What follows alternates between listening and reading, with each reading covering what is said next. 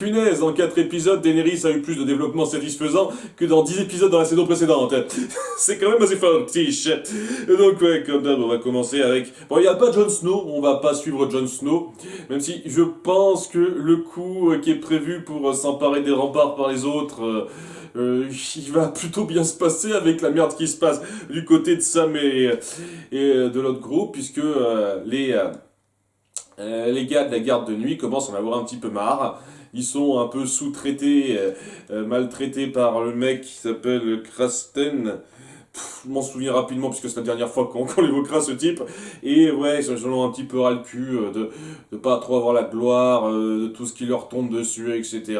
Et ce qui fait qu'au bout d'un moment, ils se disent merde.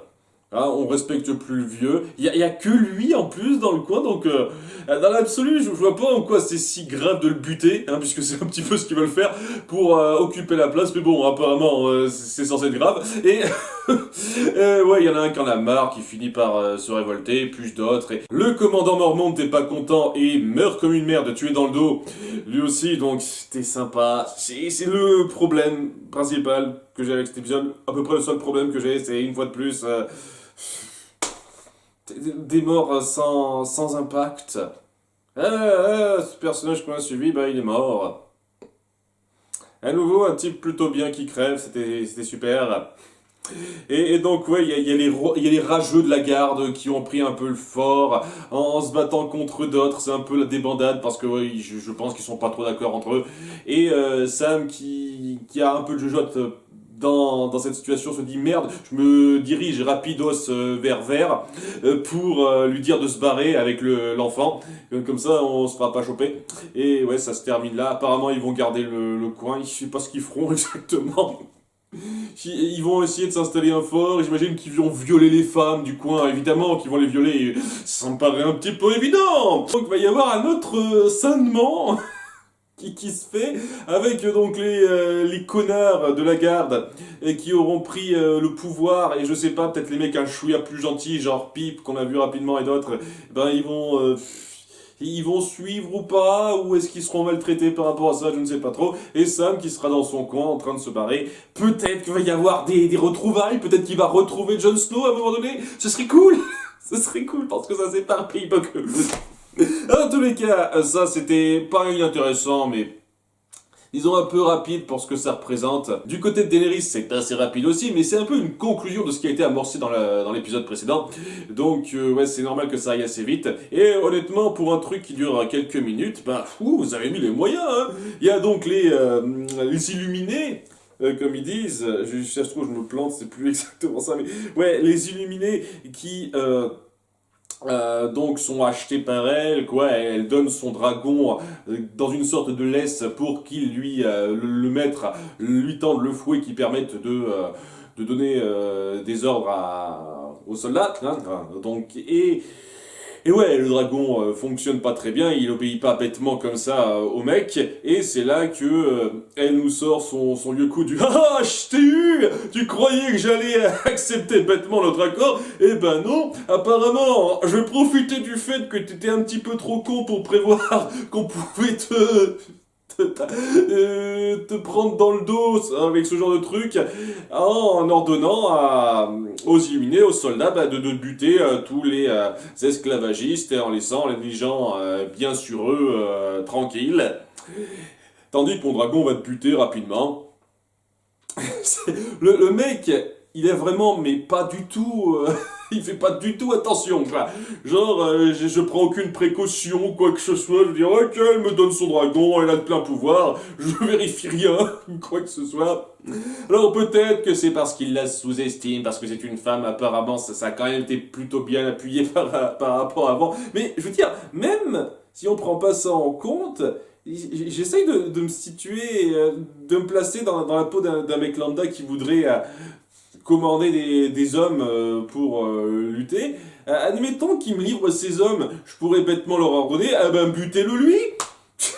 Puisqu'apparemment on peut le faire, ça, butez-le lui, comme ça je peux prendre son fric et apparemment je contrôle tous les soldats qu'il a. Je sais pas, c'est pas très intelligent de sa part. Et je sais que c'est un peu méchant de dire ça parce que en dehors de ce détail-là, c'est une scène gigantesque que j'ai grandement appréciée, où elle montre bien sa force de volonté, elle est prête à pas faire de concessions, c'est-à-dire qu'elle veut remporter la bataille, mais selon ses termes, pas en appliquant des méthodes du moindre mal, sauf si vraiment elle y est forcée, mais là elle y est pas forcée. Elle se dit, il y a une solution pour passer à travers ça, et elle la suit. Et donc ça laisse sur un dernier plan de fin d'épisode très cool où c'est 8000 soldats qu'elle a un petit peu libérés, donc elle les considère plus comme des esclaves alors que c'était un petit peu leur statut avant. La suivent quand même et donc elle marche vers je sais pas trop où en sortant du coin, suivie par toute cette armée et ces 3 dragons, et c'est un plan wow cinématographique à don. Enfin, c'était très bon, hein. C'est vraiment un moment d'affirmation très fort de la part de Daenerys que j'ai énormément apprécié. Donc je conçois bien d'accord avec ça. Le petit détail qui gêne un chouïa la chose n'est pas trop grave dans l'absolu, même s'il n'est pas non plus anodin. En tous les cas, donc on va voir plusieurs trucs éparpillés. D'ailleurs, ça va me permettre de revenir un petit peu sur ce que j'ai déjà dit à plusieurs reprises par rapport à ça. Je trouve sincèrement que la série aurait grandement gagné à mieux gérer ces arcs de façon à ce qu'on ait moins de trucs éparpillés par épisode. C'est-à-dire raconter exactement la même chose, montrer les mêmes choses, mais pas éparpillé comme ça. C'est-à-dire le morceau avec les illuminés, on aurait pu faire en sorte que ce qu'on avait vu dans l'épisode précédent et ce qu'on voit dans cet épisode se regroupe, participe à un seul et même épisode. Donc on se serait davantage centré sur Daenerys au détriment d'un autre segment sur lequel on se serait davantage centré par la suite. Et ça aurait été tout aussi efficace, même plus, parce que là, on aurait vraiment le sentiment de suivre quelque chose de plus filé au long d'un épisode. J'ai le sentiment que les créateurs veulent vraiment considérer chaque épisode comme un grand événement pour les spectateurs, et ils veulent se dire, ok, il faut impérativement qu'on mette le plus de personnages, le plus de trucs possible par épisode. Apparemment, je pense, s'ils sont un peu intelligents, qu'ils ont tourné la plupart de leurs images avant de commencer le montage des épisodes, donc ça veut dire qu'ils ont déjà fait leur truc comme il faut, mais ils se sont dit, ouais, on va éparpiller ça le plus possible par épisode pour montrer le plus d'images de personnages différents, et c'est... Vous auriez pu mieux étendre ça. Vraiment, je trouve que ça aurait été plus fort si on avait vraiment passé plus de temps sur un morceau d'arc par épisode. On aurait eu les mêmes choses, la même chose de raconter, mais pas avec ce rythme-là. Et ça aurait gagné en fluidité et j'aurais été davantage pris dedans. C'est le petit truc que j'ai reproché qui fait que je préfère Lost à ça, pour l'instant en tout cas, le fait que vraiment on s'est centré dans ce genre de série sur une seule chose ou sur 2-3 choses à la fois, pas 50 000 trucs quoi, éparpillés comme ça. Mais bon voilà, donc c'est dit, je vais pas davantage insister là-dessus, c'est comme ça qu'ils veulent faire les choses. Je trouve que ça fait un peu encombré par épisode en termes de narration globale. Ça change rien au fait que si on prend les morceaux à part et si on fait le lien avec tout, c'est quand même très bon, nous sommes d'accord. Donc bref, on parle rapidement d'une scène avec Bran, et quand je dis rapidement, c'est histoire de dire hey, Bran a une scène. il fait un rêve, un peu réminiscent de son passé, et puis voilà. Il a eu sa scène, merci. Ah, maintenant c'est fait. Qu'est-ce que je peux raconter rapidement autour de Brienne et Jaime par exemple? C'est un peu plus long, mais c'est un truc intéressant que je vais résumer assez vite autour du fait que Jaime est maintenant maltraité par les gens qui travaillent pour Robb. Donc ouais, bon, la faction qui travaille pour Robb. Et ouais, il le vit très mal. Il y a Brienne qui essaye un petit peu d'être de son côté, de l'empêcher de se morfondre sur lui-même en disant ouais, arrêtez de réagir comme ça parce que vous avez eu une défaite. Même si c'est une grosse défaite, ressaisissez-vous, soyez pas une femme, comme vous le diriez vous-même. C'est intéressant ça, c'est très intéressant. Et on montre Vraiment qu'il y a, une fois de plus, cette espèce de respect, cette espèce de considération assez forte entre ces deux-là. Lorsque Brienne lui dit « Ah, j'ai vu que vous m'avez défendu », alors que, oui, on a beau dire que mes terres sont les terres de Saphir, ça vient du bleu de ses eaux, hein, ça n'a rien à voir avec le fait qu'il y ait des richesses. Donc vous avez bien menti pour que je m'en sorte. Donc il y a vraiment cette considération entre eux, et le fait elle veuille un petit peu l'aider aussi. Il y a quelque chose d'assez sympathique. J'aime beaucoup la dynamique entre ces deux-là. Et je trouve que c'est bien foutu là. Vraiment bien foutu. Je sais pas comment ça se goupillera par la suite. Parce que quoi qu'il arrive, ils sont un peu dans les camps opposés, ces deux-là. Donc, ouais, c'est un peu particulier. Mais j'aime bien cette relation entre eux. Pour ce que ça dure. Et en dépit du fait que j'ai certains problèmes avec le fait que vous fassiez traîner en longueur à ce stade, à ce point, l'échange entre Jamie et Sansa. Parce que punaise, vous faites traîner ça en longueur d'une force. Est-ce qu'il aura même lieu cet échange? On n'arrête pas d'en parler encore et encore. À un moment donné, je me dis, mais putain, je vais avoir lieu cet échange, oui, merde. En dépit de ça, ça apporte quand même de bons moments de personnage. Du côté d'Arya, ils sont amenés au repère de la fraternité, qui est une espèce de grotte un petit peu cachée, dans laquelle le limier se voit un petit peu jugé pour ses actes, tandis qu'on montre que la fraternité ne suit personne et s'en prend juste à ceux qui sont injustes envers les autres. Envers ceux qui ne le méritent pas. Et ouais, donc que ce soit les Stark, les Lannister, etc., on s'en fout, hein, du moment que quelqu'un est injuste, on s'en prend à lui. Voilà, donc ils ont ce côté un peu pur en suivant un dieu de la lumière, le maître de la lumière, comme ils disent. Donc apparemment c'est le même maître que celui que sert Mélisandre. Alors, c'est particulier. Il y a vraiment un mystère autour de ce maître de la lumière. Je suis sûr qu'on va y répondre, mais c'est vachement intriguant sur le coup, hein. C'est vachement intriguant. Donc, ça essaye de prôner quelque chose de juste pour l'instant, puisqu'ils font des actes plutôt nobles, donc. Et c'est là qu'ils se mettent à accuser le limier des sales actes qu'il a fait. Tandis que le limier s'en défend, puisque c'est pas lui qui a fait la plupart des actes dont on l'accuse, hein, comme par exemple le massacre d'un village dont on avait parlé dans la saison 1, et ben non, c'était son frère, la montagne, donc c'est pas sa faute à lui si son frère a fait ça, mais c'est là que Arya remet sur le tapis un autre vieux dossier, encore plus vieux que ça, autour de son copain, le fils d'armurier ou je sais plus quoi, avec lequel il jouait, il y a eu un conflit avec Geoffrey, c'était l'épisode 2 de la saison 1 quand même, ça remonte assez loin, et ouais, c'est lui qui est responsable de l'avoir tué sur ordre de Geoffrey, et ouais, c'est remis sur le tapis, j'aime bien ça, j'aime bien qu'on se souvienne bien de tout ce qui a été mis en place, qu'on se souvienne bien de chaque événement, et qu'on montre pourquoi Arya a une dent contre lui en fait. Même si une fois de plus, il a un peu obéi aux ordres. Un petit peu l'homme de main qui obéit aux ordres. Hein. Et c'est là que, oui, on repart sur le duel judiciaire. Ils suivent un nouveau dieu inconnu, le maître de la lumière, et pourtant ils veulent resuivre le vieux, la vieille coutume du duel judiciaire en dépit de ça. Si c'est censé être un nouveau dieu qui transcende les autres, pourquoi vous devriez vous reposer sur ce genre de... Je sais pas, honnêtement je sais pas. Je le redis, j'avais ce même problème dans la saison 1, je trouve que c'est la grosse facilité, pas très fine, pour arranger certains points. Genre, ouais, comment je vais me tirer de là alors que je suis accusé? Oh, duel judiciaire, s'il vous plaît. Si j'ai la chance d'avoir quelqu'un à mes côtés qui soit très fort pour se battre, ou si je suis très fort pour me battre, oh, bah je devrais pouvoir m'en sortir alors. Justice. Alors, à nouveau, je sais que ça devait exister avant, mais alors d'un point de vue scénaristique, c'est ultra fastoche. Je trouve ça tellement facile et frustrant comme façon de régler les choses, bordel.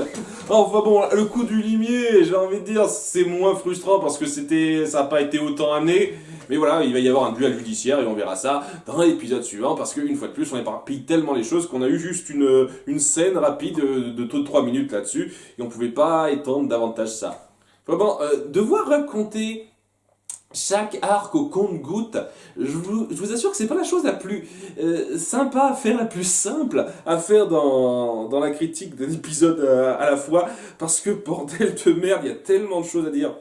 Je trouve vraiment que ça aurait gagné en fluidité de moins éparpiller ces arcs et vraiment de les condenser plus dans chaque épisode. Enfin bref, on repasse à Théon qui est fraîchement sauvé de ces mecs qu'il tenait captifs par cet autre mec qu'on connaît pas mais qui dit travailler à être de son pays apparemment. Enfin, il le dit, hein, on verra que c'est faux. Et ouais, il le conduit à un certain endroit, il lui fait traverser certains coins, de façon à ce que, au bout d'un moment, Théon se livre un petit peu à lui en disant un petit peu tous les méfaits qu'il a fait. On voit vraiment qu'il a des remords, qu'il peut plus trop se considérer comme un Stark en dépit du fait qu'il avait quand même qui reconnaît ses torts et aussi déplorer le fait que sa famille veut pas vraiment de lui. Par exemple, d'après ce que lui dit le mec, son père cherchait pas tant que ça à le faire sortir de là. Et donc on verra au bout d'un moment, après avoir avoué pas mal de trucs qu'il a fait, qu'en fin de compte, c'était pour de faux. C'était une mise en scène, un piège pour qu'il confesse plutôt que la torture. Et oui, ça a marché, quoi. Le mec se fait recapturer par les autres mecs, parce que le type qui l'a sauvé travaillait en fait pour eux. Donc, ils ont mis en scène la mort de 3-4 de leurs gars, juste pour lui faire confesser ses crimes, en fait. Ouais, c'est pas moyennement productif comme truc. Parce que je sais pas trop, hein, peut-être que je me souviens pas très bien, mais il y a certaines des morts qu'on voit dans l'épisode autour de ça, lorsque Théon est sauvé, qui ont l'air pas factices du tout. Donc vraiment, directement, on les bute, ceux-là. Ils étaient prêts, ils savaient qu'ils allaient se faire buter pour ça, apparemment. J'en sais, ça fait un peu gros quand même. Je trouve que ça fait un petit peu gros, quoi. Qu'ils aillent jusque-là, juste pour avoir des aveux. Hein. Enfin, des aveux, une espèce de pseudo-confession, comme quoi il a fait tuer des jeunes enfants orphelins, innocents, qui n'ont rien demandé. Par exemple, c'est la chose qui semble regretter le plus. Ouais, ça c'est un petit peu normal. Et ouais. Donc en fait, sa situation n'a pas changé. Et on a fait tourner les choses pour rien. À Port-Réal, puisque oui, il ne nous reste plus qu'à parler de ce qui se passe là. Il se passe pas mal de choses à Port-Réal. On va commencer par Varys. Il y a Tyrion qui vient rapidement voir Varys pour lui dire s'il peut pas l'aider à savoir pourquoi, enfin à être sûr que c'est sa sœur qui a voulu le faire tuer, parce qu'on n'est pas certain. J'espère que c'est pas elle, parce que ce serait con. Je trouverais ça con, je vous cache pas. Mais on verra. Hein, j'ai déjà dit pourquoi je trouvais ça con à la fin de la saison 2. Hein, je pense toujours que c'est con, mais voilà, on verra un peu ce qu'il en est. Mais Varys lui dit non, pour l'instant, j'ai d'autres choses à m'affairer. Et il va faire un petit peu le récit de sa vie. Varys est très mis en avant dans cet épisode. Hein. Hein, c'est ça, c'est non pas pour me déplaire, hein, j'aime bien Varys. Et ouais, il raconte un petit peu, enfin, c'est l'origine du fait que c'est un eunuque. Et ben en fait, quand il était jeune, il y a son maître qui l'a vendu à un sorcier qui a voulu expérimenter un sort sur lui pour je ne sais trop quelle raison. Et de façon à ce qu'il ressente, il ne puisse plus bouger, mais il ressente tout ce qui lui arrive. Et ce qu'il a fait, c'est qu'il lui a donc coupé les parties, hein, et a fait une espèce de sort qui l'a mis en transe, lui a fait entendre une voix démoniaque dans sa tête. Je sais pas exactement pourquoi il a fait ça, le gars. Est-ce que c'est une façon de prendre son pied un peu différente ? C'est une espèce d'orgasme magique qu'il atteint d'une façon différente, je ne sais pas trop. Peut-être qu'on aura du détail là-dessus, peut-être qu'on n'en aura pas. J'espère qu'on aura un petit peu, parce que c'est un petit peu bizarre quand même. Mais ouais, donc ouais, à cause de ça, il est vraiment pas du tout friand de magie. Hein, il déteste la magie sur le principe. Ça n'a jamais été particulièrement souligné avant. Mais oui, il déteste la magie. En tout cas, j'ai pas souvenir. Est-ce qu'il y a un moment donné où il dit qu'il supporte pas la magie ? Bref, c'est là qu'il montre qu'il a enfin, après tous les efforts qu'il a fait pour se hisser à son rang, pour survivre, etc. Aujourd'hui, c'est le jour où il a enfermé son sorcier, le sorcier qu'il avait maltraité auparavant. Ou alors, je sais pas, il le maintient enfermé là depuis je sais pas combien de temps. Il ouvre de temps en temps le cercueil pour glousser devant lui. Je ne sais pas. À nouveau, hein, mise en scène, c'est pas très clair. Et j'espère qu'on développera un peu là-dessus. J'espère que ce sera pas juste histoire de dire ah, il a sa vengeance maintenant, hein, voilà son passé sombre. C'est bon, vous savez tout ce qu'il y a à savoir sur Varys. J'espère qu'on développera un petit peu ça. Voilà, hein. C'est pas que c'était mauvais, c'est juste que j'ai un petit peu peur qu'on développe pas davantage. Et si on développe pas davantage, ça serait un peu frustrant. Voilà, je le dis comme ça. Mais bon, sur le principe, c'est quand même intéressant. Hein. C'est intéressant comme passé. Varys qui va un petit peu enquêter auprès de sa nouvelle confidente Roth qui travaille donc c'est un double agent pour lui et qui lui rapporte que Baelish prévoit de faire quelque chose par rapport à Sansa. Hein, il va bientôt partir pour les Airiers afin d'épouser, de se fiancer à, à la sœur de Catelyn, hein, à nouveau si je ne m'abuse. Et il a prévu un deuxième lit confortable, elle se doute que ça doit être pour Sansa. Donc le mec se dit, il prévoit quelque chose. Il y a aussi une autre rumeur dont elle lui parle rapidement. Alors, j'ai le sentiment que ça va être une espèce de gag récurrent, un petit délire récurrent de toute cette saison, par rapport à Podrick et ses exploits au lit. C'est-à-dire que ses consoeurs prostituées à Ross lui ont dit « Ah ouais, il était extraordinaire, il n'y a pas de mots pour dire ça, mais c'était le plus grand amant qu'on a jamais eu. » Et je fais « Waouh !» Vous insistez à fond là-dessus, mais qu'est-ce que ça veut dire? Et lui, il se dit, Varys, waouh, c'est dingue, on retrouve les grands hommes dans des endroits inattendus. Donc, est-ce qu'on va insister là-dessus au fur et à mesure? Ça va être le petit gag récurrent. Ça me fait marrer, je vous cache pas, hein, que si vous continuez comme ça, continuez. C'est un petit peu bizarre quand même. Enfin bref, Varys se doute que donc il trame quelque chose et il veut pas qu'il ait le plus de mainmise sur à peu près tout, puisque déjà avec ce qu'il a accompli, il est déjà très bien vu. Il a ses terres, son titre, etc. Il lui manque juste une armée et il se dit que si jamais il arrive à avoir la main sur Sansa et que Joffrey venait à tomber en se mariant avec elle, en pouvant se marier avec Sansa, il pourrait avoir le trône. J'avoue que j'ai pas très bien saisi ce détail. Honnêtement, il y a tout un délire autour de Sansa que j'ai énormément de mal à comprendre. Je sais qu'elle a été fiancée au roi. Maintenant, elle l'est plus, ça a été défait. Donc, je sais pas, est-ce que c'est pas totalement... c'est pas totalement légal, peut-être, j'en sais rien. Mais même...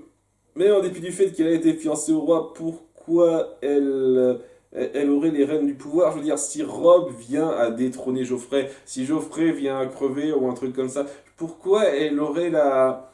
Elle pourrait permettre à la personne qui l'épousera de se rapprocher du trône ou d'avoir accès à une certaine armée? J'avoue que j'ai peut-être pas bien saisi tout ce qu'il a dit, Varys, mais... Sur le coup, j'ai quand même du mal à comprendre la logique. Hein. Parce que je vais redire ce que j'ai déjà dit, je comprends pas pourquoi Sansa est aussi bien traitée. Hein.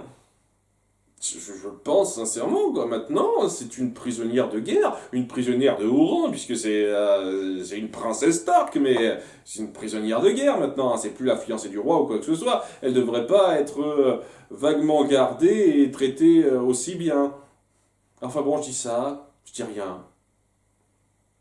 En tous les cas, oui, Varys se présente à la grand-mère Tyrell pour lui parler un petit peu de ça et lui faire savoir que elle prévoit, Baelish prévoit sans doute quelque chose et c'est pas quelqu'un dont on voudrait qu'il ait tant de pouvoir parce que il pourrait mettre le coin à feu et un sang pour ses propres intérêts.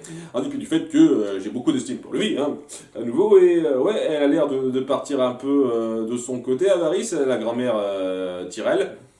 Et pour ça, ils ont décidé de viser un plan ensemble. Et j'imagine que Marjorie a fait partie du plan, puisque on verra plus tard une petite scène où Marjorie s'approchera de Sansa pour copiner un petit peu avec elle. On voit qu'elle a le sens du savoir parler, celle-là. Elle sait caresser les gens dans le sens du poil et savoir comment les aborder de façon à ce qu'ils s'ouvrent à elle. On va voir ça un petit peu plus tard avec Joffrey, mais avec Sansa ça marche bien. Au bout d'un moment, elle finit même par lui promettre que vu ce qu'elle représente, elle pourrait même épouser son frère Loras et avoir une bonne situation et être bien lotie. Et ça a l'air de lui plaire à Sansa, puisque bon, c'est une frêle petite fleur qui n'y connaît rien à la politique.